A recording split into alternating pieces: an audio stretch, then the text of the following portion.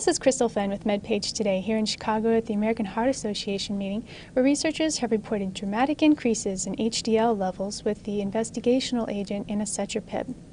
Lead author Dr. Christopher Cannon of Brigham and Women's Hospital explained what the excitement is all about.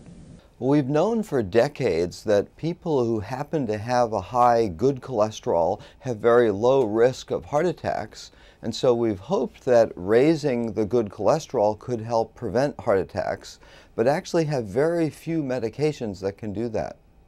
But the novel agent anacetrapib did just that, as Cannon reported here in a press conference.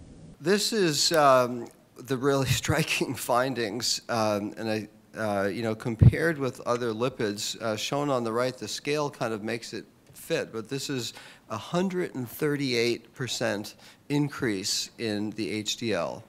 So you'll say it's unprecedented to see things change that high. It went from 40 to 101 on average.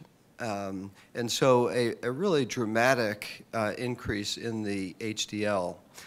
And then LDL went down by an additional 38%, and this is again on patients who are taking a statin with a good LDL to begin with, and so it went from around 80 down to 45.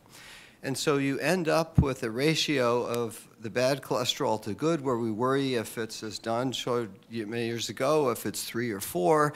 We started at 2 in this trial of patients being treated well. It got to 0.5, so a half.